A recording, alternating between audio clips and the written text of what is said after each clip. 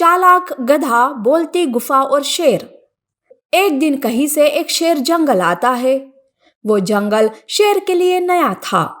शेर चलते चलते थक जाता है। तभी उसे एक गुफा दिखाई देती है।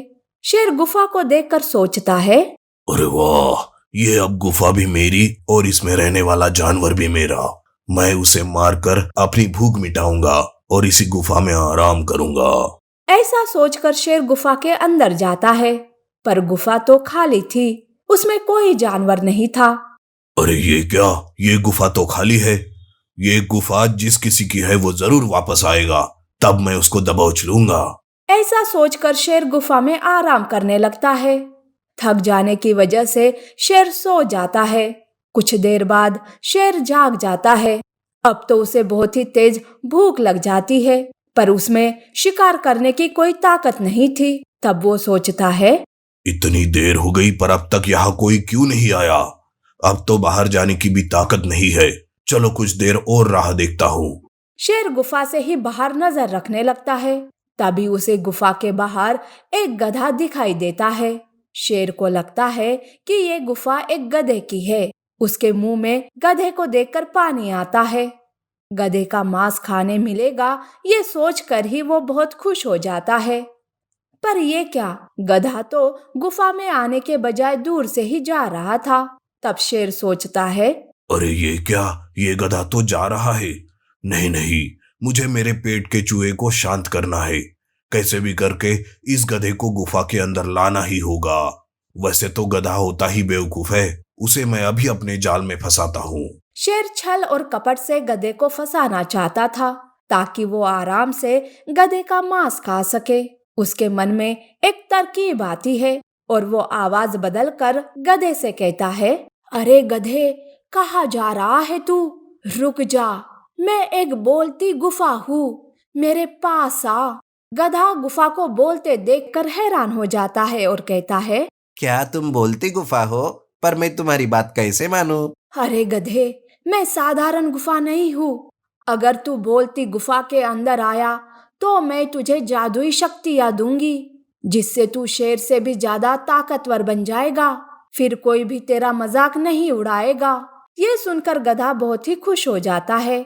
वो मन ही मन सोचता है, हाँ, ये बोलती गुफा सही कह रही है। जानवर मुझे बेवकूफ समझकर मेरा मजाक उड़ाते रहते हैं। अगर मुझे शेर के जैसी शक्ति मिली तो मुझसे हर कोई डर कर रहेंगे। चलो मैं अभी गुफा के अंदर जाता हूँ। गधा बोलती गुफा के अंदर जाने के लिए आगे बढ़ता है। गधे को आते देख शेर भी बहुत खुश हो जाता है। पर ये क्या, गधा बीच में ही रुक जाता है। दरअसल उसे शेर के पंजों के निशान दिखाई देते हैं। तब गधा मन ही मन सोचता है, अरे ये पंजों के निशान तो शेर के हैं, जो गुफा के अंदर गए हैं पर गुफा से बाहर नहीं आए। इसका मतलब गुफा में शेर बैठा होगा और मेरे साथ बोलती गुफा का नाटक कर रहा है। अच्छा बच्चों, तो तू भी मुझे बेवकूफ समझने की भूल कर बैठा। अब देख तू मेरा कमाल। गधा ऐसे ही बीच में रुक कर सोचते रहता है। तब शेर फिर से बोलती गुफा बनकर कहता है, अरे क्या हुआ गधे? क्यों, तुम्हें जादुई शक्ति नहीं चाहिए क्या? क्यों ऐसे बीच में ही रुक गया? जल्दी से मेरे पास आ जा। अरे पर मैंने सुना है कि तुम एक राक्षसी गुफा हो। कोई तुम्हारे गुफा में आता है तो तुम रात होते ही उसे निगल लेती हो। फिर मुझ पर यह मेहरबानी क्यों? नहीं राक्षसी गुफा, रात होने को कुछ ही देर बाकी है। मैं नहीं आने वाला गुफा के अंदर। ऐसा कहकर गधा वहां से भाग जाता है और दूर एक पेड़ के पास छुपकर बैठ जाता है। उधर गुफा के अंदर शेर ये सब सुनकर घबरा जाता है। अरे बाप रे, ये तो सच में एक राक्षसी गुफा है। इसीलिए तो कोई भी इस गुफा में नहीं रहता है।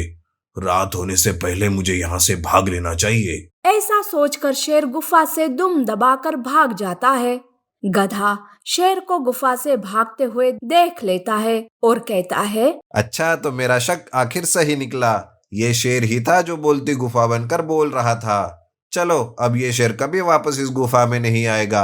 अब तो ये गुफा मेरी हो गई। आज से मैं इसी गुफा में रहूंगा।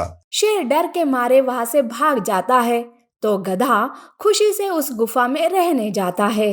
इस तरह से चालाक गधे ने अपनी चतुराई से शेर से अपनी जान बचाई। इसीलिए कहते हैं कि होशियारी और सावधानी हमेशा मुश्किल समय में काम आती है।